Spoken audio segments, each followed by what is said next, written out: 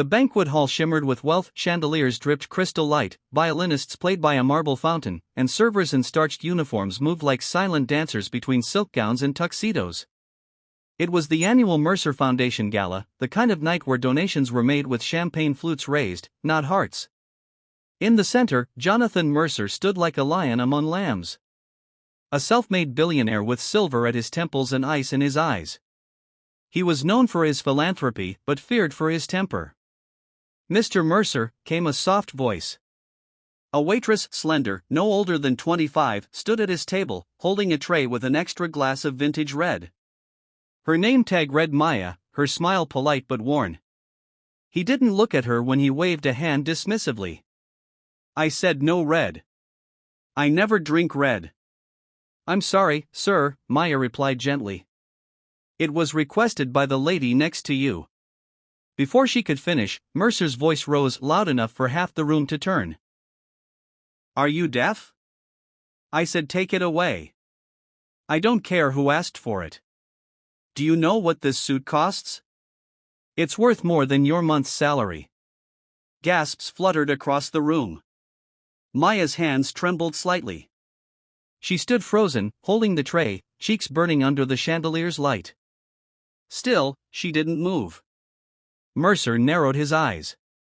"What are you waiting for? Apologize and walk away before I speak to your manager."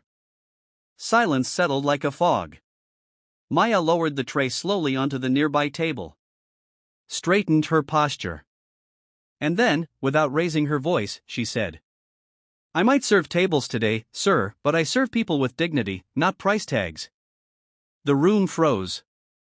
Even the violinists paused. Mercer blinked, as if slapped by words sharper than any blade. No one laughed. No one whispered.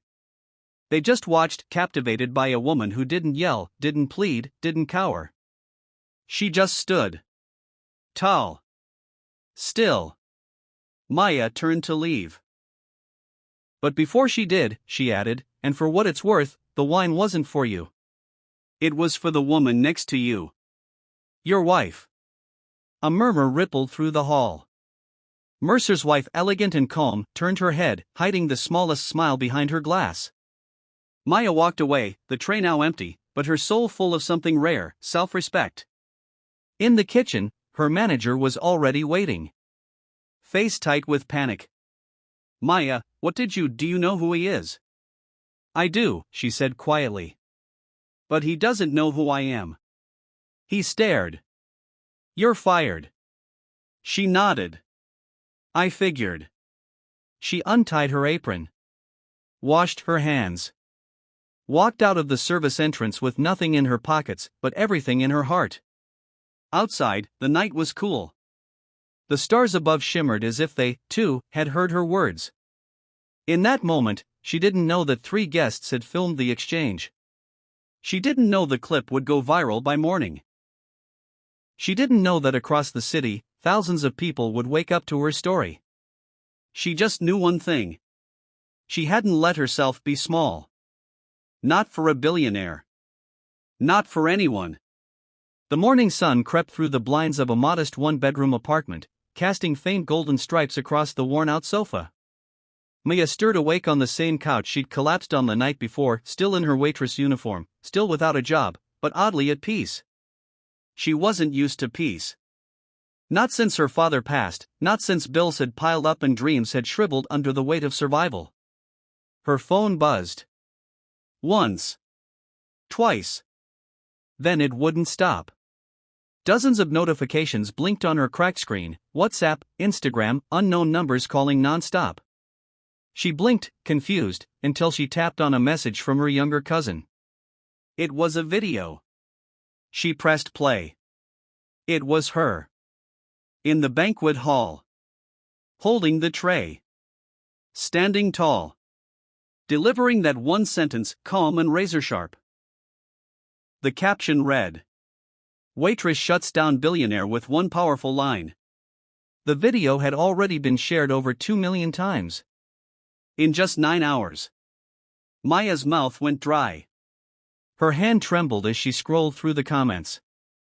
"She's a queen. Dignity is louder than wealth. Can someone hire her already?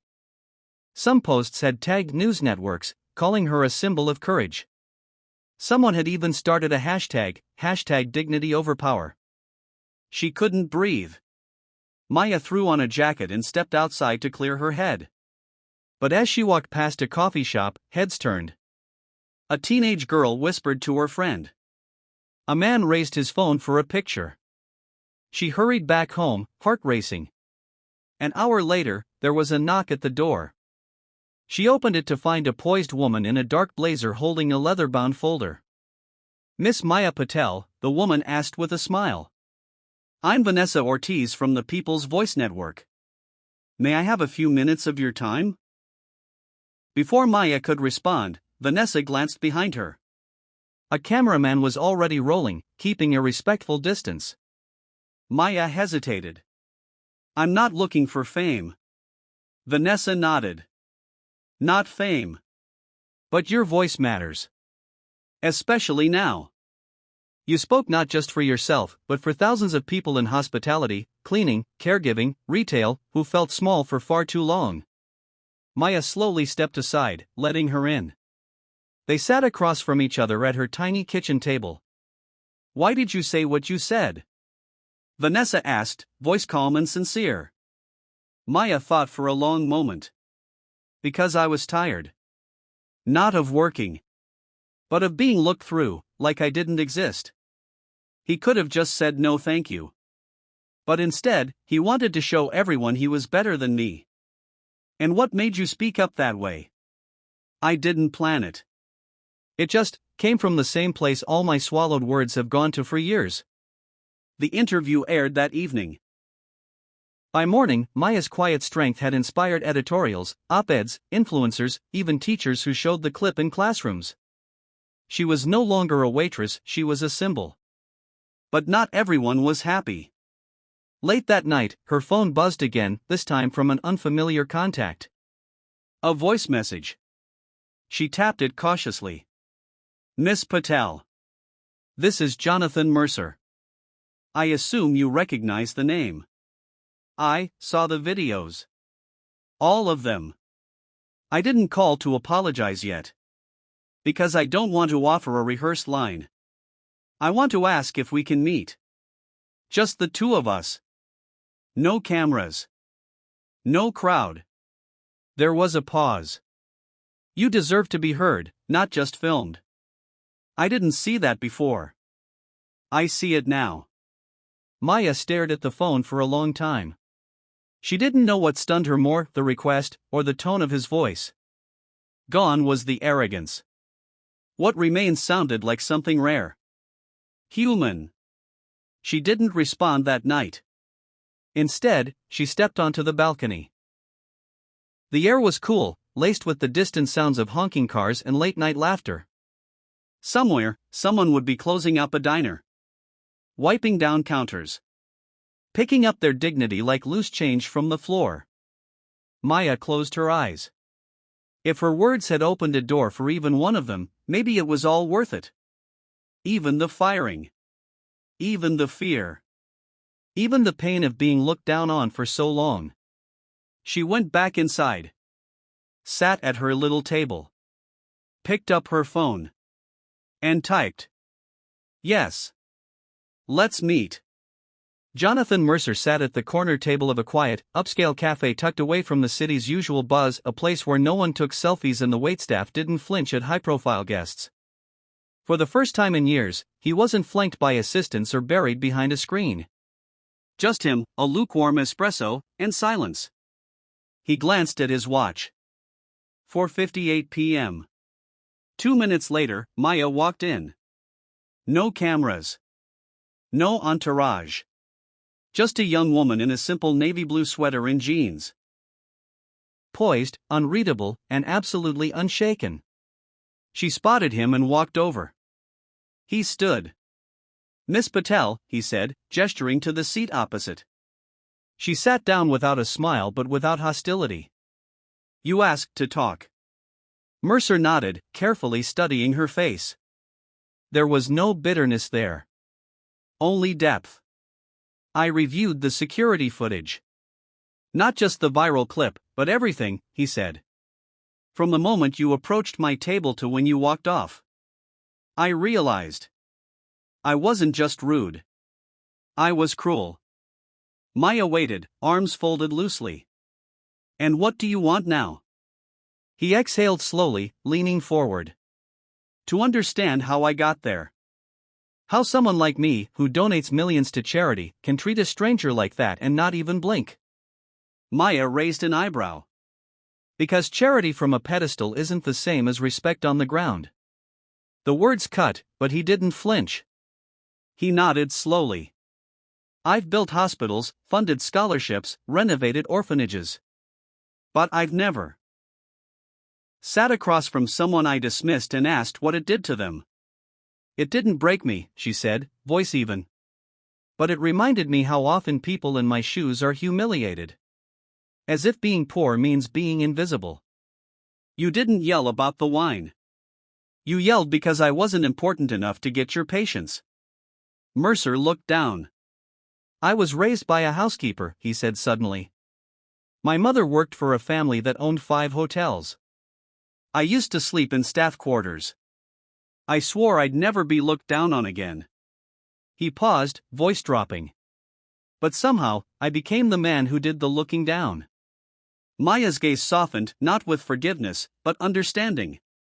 Then maybe you need to remember who you were. Not who you became. He nodded again, slower this time. I don't expect your forgiveness, he said. But I want to do something that doesn't come from guilt. Something real. I'm listening. Mercer leaned back, watching her with something approaching admiration. I want to fund a training program for hospitality workers, especially women like you. One that leads to management, ownership, equity. No aprons. Just leadership. And I want you to co-lead it. Maya blinked. For the first time, she seemed stunned. You want me to run something with you? No, he corrected gently. I want you to lead. I'll fund it.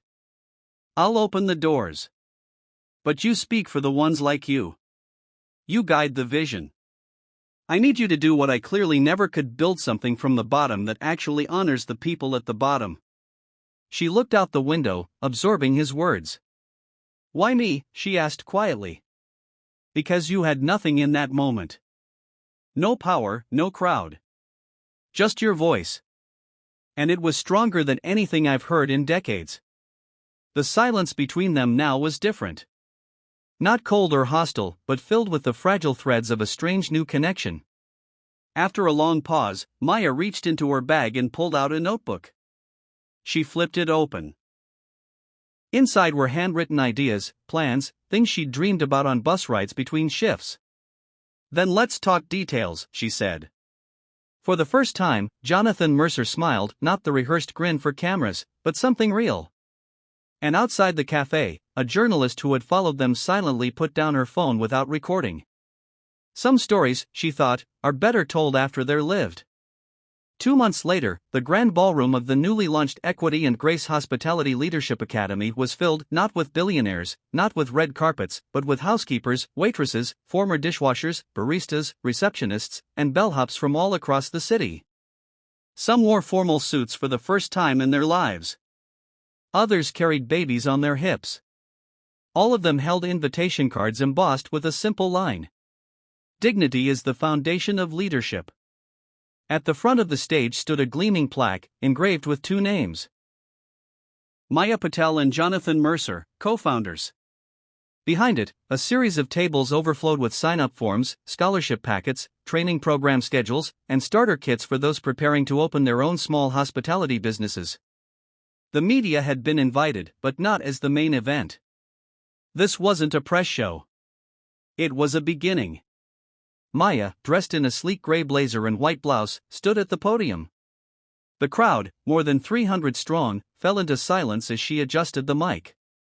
Some of you came here from double shifts. Some of you borrowed money for the bus. Some of you nearly talked yourselves out of showing up because you thought, I don't belong here. She paused, scanning the room.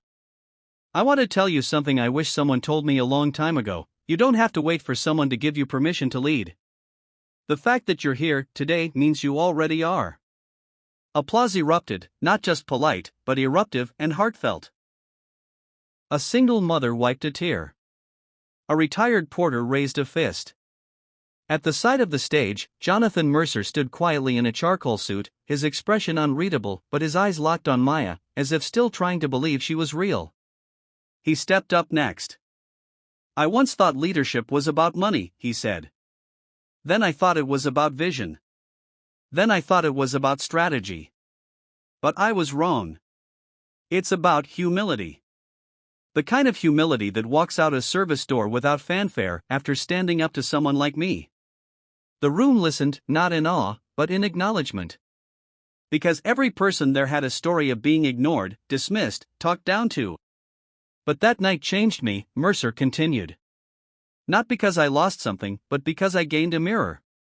One that showed me who I was, and who I could be. He turned to Maya and offered a short bow, not performative, but deeply human. She taught me more with one sentence than I learned in 20 boardrooms. After the speeches, the floor opened up. Workshops began. People mingled. Laughter replaced silence. Maya moved through the crowd like one of them, because she was. At one point, a young girl, no older than 12, approached her shyly. Are you the one from the video? Maya smiled. I guess I am. My mom says you're the reason she applied for the program. Maya crouched down to her level. Then your mom is going to do something incredible. As the event wound down, Jonathan and Maya stepped outside together onto the balcony overlooking the city skyline. You know, he said quietly, I used to think legacy meant skyscrapers and headlines. And now, she asked. He looked out over the lights. Now I think it's giving people a reason to stand a little taller. Even if you never see it. She nodded. Then I guess this is the start of your real legacy. They stood in silence, shoulder to shoulder, not as Billionaire and Waitress, but as two people who had reshaped each other's world. And below them, in that ballroom full of laughter, a new chapter for hundreds of unheard voices had begun. Thanks for watching Storytelling and Beyond. Please subscribe, like and share and stay connected for heart-touching story updates.